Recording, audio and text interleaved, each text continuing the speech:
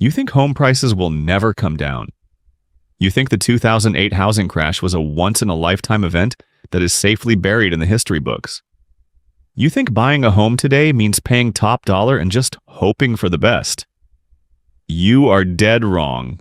The biggest housing reset since 2009 is not coming. It is not a prediction. It is happening right now underneath your feet. And the National Association of Home Builders just sounded a massive blaring red alarm that almost everyone on the internet is completely ignoring. Welcome to FinDocs. Today we are stripping away the mainstream media noise. We are looking at the brutal, cold, hard numbers that the crowds are totally blind to.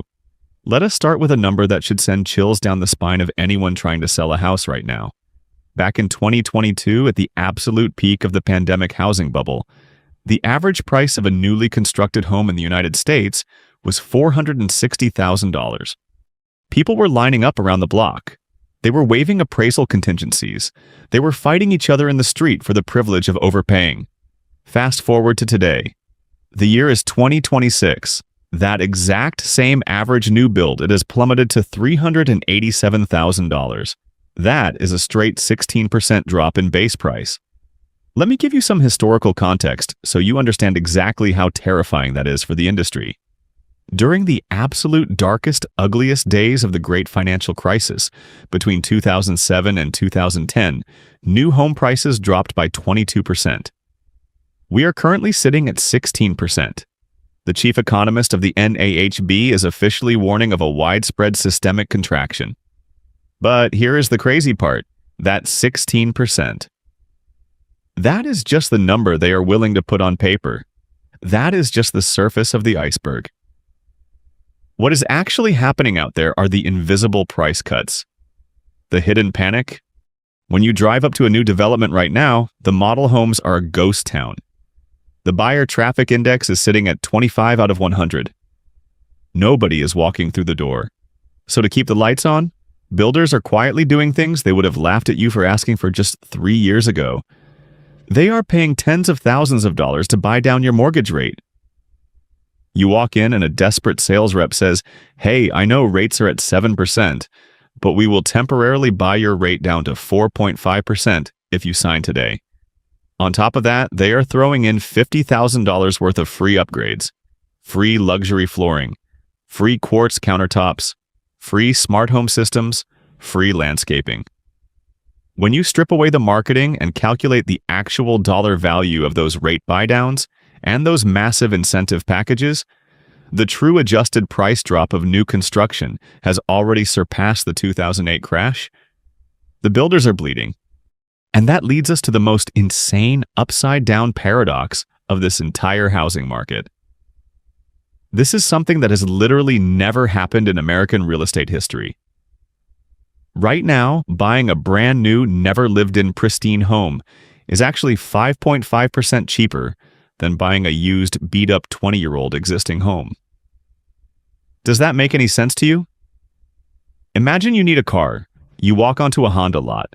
The dealer points to a used 2018 Honda Civic with 80,000 miles on it, a weird smell in the back seat, and a dent in the bumper. He tells you it costs $35,000. Then he points to a brand new, shiny, zero-mile Civic right off the factory floor and says, "That one is $32,000. You would look at him like he was completely out of his mind. But that is exactly what the housing market is doing right now. Why is this happening? Because builders and regular homeowners operate on two completely different planets. Corporate home builders are ruthless calculating machines. They do not have emotional attachments to the drywall. They have massive loans with the bank. They have quarterly earnings reports. They need cash flow, and they need it today. If the market shifts, they do the math, they slash the price, they take the loss, and they move on to the next project. They need liquidity to survive. But the guy selling his used home down the street, he is acting purely on emotion, on greed, on ego. He looks at what his neighbor's house sold for at the absolute peak of the insanity in May of 2022, and he anchors his brain to that number. He thinks, my house is special. I upgraded the cabinet handles in 2019. I am not taking a penny less than $600,000. If you buy that guy's house right now, you are walking straight into a hidden cost death trap. Not only are you paying a premium for a used asset, but you are absorbing all of his deferred maintenance. You are the one who is going to pay $15,000 when that 20-year-old roof finally caves in next winter. You are going to pay $10,000 when the outdated HVAC system suddenly dies in the middle of July. Meanwhile, the guy who bought the new build, he paid less than you, and he has a 10-year structural warranty. He sleeps like a baby. Now, if you turn on the news, you will hear a totally different story. The media loves to point the finger at the builders. They say the builders aren't building enough. They say corporate greed is causing the affordability crisis. That is complete garbage. The data does not lie. Right now, builder inventory in the southern United States is sitting at a 20-year high. There are newly built houses sitting empty collecting dust. The builders are actively pulling the median home price down in this country. So, who is the real villain here? Who is actually artificially inflating the housing market? It is the golden handcuffs. 85% of this market is currently paralyzed, choked out, and held hostage by existing homeowners who are clutching tightly to their 3% pandemic mortgage rates. They are living in houses they have outgrown. They are cramming 3 kids into a 2-bedroom starter home. But they flat out refuse to sell. Because selling means trading a 3% mortgage for a nearly 7% mortgage on their next house. Their monthly payment would literally double for the exact same amount of house. So they sit. They hoard the inventory. What we are witnessing is one of the most brutal generational divides in modern economic history. On one side, you have the boomers and Gen X. They are sitting comfortably on mountains of home equity. They locked in rock-bottom interest rates. Their housing costs are fixed forever. Some of them are sitting in massive 4-bedroom houses with empty rooms because the kids moved out a decade ago. On the other side, you have millennials and Gen Z. The people who actually need to buy homes to start families, and they are completely locked out. Their dream of homeownership has been hijacked by the stubborn price anchoring of the generations before them. But here is the reality check. Those golden handcuffs. They are starting to rust. They cannot stay locked forever. The year 2026 is a massive historic tipping point. This year, for the first time since the rate hikes began, the number of active mortgages in the United States, with an interest rate of over 6%, has finally surpassed the number of mortgages under 3%. The math is finally flipping. And even for those still holding those sweet 3% rates, life happens. You cannot outsmart biology, and you cannot pause time. The housing market is governed by the brutal law of the 4Ds: death, divorce, downsizing, and diapers. Let us break that down, because this is how the inventory dam breaks. First, death. Every single day, older homeowners pass away. Their estates don't care about the 3% mortgage rate. The bank closes the account. The heirs want the cash. The house goes on the market. Forced selling. Second, divorce. Picture a couple going through a bitter, messy split. They hate each other. They want out. They cannot afford to keep the house on a single income, let alone buy the other person out at a 7% rate. The judge orders the asset liquidated. They have to sell, regardless of what the market is doing. Forced selling. Third, downsizing. People get older. Knees give out. They can no longer walk up the stairs of their massive suburban home. They can no longer afford the property taxes on a fixed retirement income. They have to move to a single-story condo. Forced selling. Fourth, diapers or diplomas. You have twins. Suddenly your cool downtown 1-bedroom condo is a nightmare. You have to move. Or you lose your job and you have to relocate across the country for work. Life forces you to sell. And when these life events pile up, inventory hits the market. This is creating a massive double crisis right now in the Sun Belt. Look at the orange states on the map: Florida, Texas, Tennessee. During the pandemic, everyone fled to the Sun Belt. Now, those homeowners are not just getting squeezed by high interest rates, they are getting absolutely slaughtered by the insurance and tax crisis. Imagine moving to Florida to save on income tax, only to have your homeowner's insurance rocket from $1,500 a year to $6,000 a year in just 36 months. Add in skyrocketing property taxes because the local municipalities reassess the value of the homes at the 2022 peak. Homeowners are bleeding cash every single month. Combine that with the massive return-to-office mandates. Wall Street and Silicon Valley are calling their workers back. Tech companies are doing massive rounds of layoffs. The remote worker who moved to a mansion in Tennessee on a California salary suddenly doesn't have a job or has to move back to the Bay Area. They have to sell. And they have to sell now. This is a tidal wave of forced liquidation building in the hottest markets of the country. Now, when I talk about homes getting cheaper, there's always a very loud group of people in the comments who say, "You don't understand. Back in the 1960s, houses were practically free. We are being robbed." Let us get the historical context straight. Let us look at the actual math. In 1960, the median price of a home was $16,750. The median household income was about $5,000. That is a price-to-income ratio of 3.5. Today, that ratio is roughly 4.7. So yes, on paper, housing takes up a larger chunk of your income today. But we have to stop the delusion of comparing a 1960s house to a 2026 house. You are comparing a bicycle to a spaceship. If you bought a house in 1960, you were buying a 1,000 square foot wooden box. It had one bathroom. The whole family shared it. There was no central air conditioning. You sweat through the summer. There was no dishwasher. There was terrible insulation. There was lead paint on the walls and asbestos in the ceiling. Today, the average new home is over 2,400 square feet. It is a mini mansion by historical standards.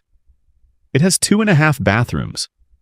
It is fully insulated, wired for gigabit internet, packed with smart home technology, and has dual-zone climate control. You are not just paying for inflation. You are paying for a completely different, infinitely more luxurious standard of living. Furthermore, we have a permanent price floor in modern real estate. Houses will never be 1960s cheap again, and it is not just because of greedy corporations. It is because of the reality of input costs. Lumber costs money. Skilled labor costs a fortune because nobody wants to work in the trades anymore. But the biggest factor, zoning laws. Local governments have made it functionally illegal to build small, affordable starter homes. Environmental impact studies permitting fees, massive minimum lot sizes, and endless red tape can add up to $100,000 to the cost of a house before a single shovel even touches the dirt. So is housing today as cheap as it was in 1960? No, and it never will be. But compared to the absolute delusion of the 2022 peak, the correction happening right now is a once-in-a-decade window of opportunity to negotiate. If you want proof that this isn't just theory, all you have to do is look north. Canada is the perfect mirror for what is coming. The Canadian real estate market operates differently. They don't have 30-year fixed mortgages. Most Canadians have 5-year variable rate mortgages. That means when the central banks hiked rates, Canadian homeowners couldn't hide. They had to face the music immediately. Their payments reset, their budgets exploded, and they were forced to sell. The result, the Canadian housing market broke. National home prices in Canada are down 20%. In major hubs like Toronto, prices have plummeted 25%. The United States has the 30-year fixed mortgage, which acts as a shock absorber. It delays the pain, but it does not prevent it. The fire has already started here. Americans are currently drowning in record-high trillion-dollar credit card debt. Inflation is sticky and eating away at daily budgets. The unemployment rate is ticking up slow but steady. Those are the sparks hitting the dry brush, and the markets are already bleeding out. Look at the data from the cities that flew closest to the sun. Austin, Texas. The tech utopia of 2021 where people were buying houses, sight unseen for $100,000 over asking. Home prices in Austin are down 25%. You can literally drive through neighborhoods in Austin and see Teslas parked in the driveways of homes that are massively underwater. Punta Gorda, Florida. Down 22%. Cape Coral, Florida. Down 14%. San Francisco. Phoenix. The blood is in the streets. The great American delusion that real estate always goes up and it never goes down has been officially buried. So what do you do with this information? How do you actually protect yourself and win in this market? First, take a deep breath. Affordability is slowly clawing its way back. The builders know they overbuilt luxury and they are pivoting. Right now, brand new construction homes priced under $300,000 are finally hitting the market in exurbs like Princeton, Texas, or Brooksville, Florida. The inventory is coming. Your actionable strategy right now is what I call the end-of-quarter kill shot. If you're going to buy a house, you do not buy from an emotional seller who thinks their house is made of gold. You buy from a builder, and you time it perfectly. Corporate builders are slaves to their quarterly earnings reports. Their sales directors have massive quotas to hit by the end of the quarter, or they lose their bonuses. You do your shopping, you get your pre-approval, and you walk into that builder's sales office on the last week of March. Or the last week of June, September, December. You walk in at 4 p.m. on a Thursday at the end of the quarter. You look that stressed-out sales rep in the eye. You don't ask for a discount, you demand it. You demand the closing costs paid. You demand the rate buy-down. You demand the premium lot upgrade, because you know that they are desperate to close one more unit before the corporate deadline. That is how you strip tens of thousands of dollars off the purchase price. But most importantly, you have to protect yourself with data. Real estate is hyper-local. A national crash doesn't mean your specific street is crashing. You have to pull the data for your exact zip code. You must compare the median home price in your town to the median local income. If the math doesn't make sense, if the prices are still detached from reality, you walk away. Do not step into a trap just because you have FOMO. Here at FinDocs, our mission is to hand you the raw, unfiltered truth about your money that the banks, the realtors, and the mainstream media are actively trying to hide from you. We don't sell hope, we sell reality. If you found this video valuable and you want to arm yourself for the massive market shifts coming over the next 12 months, hit that hype button right now. When you hit hype, you aren't just supporting this channel. You are signaling the algorithm to push this video to other homebuyers who are about to make a massive financial mistake, helping them see the truth before it is too late. Stay sharp, trust the numbers. And thank you for riding with FinDocs.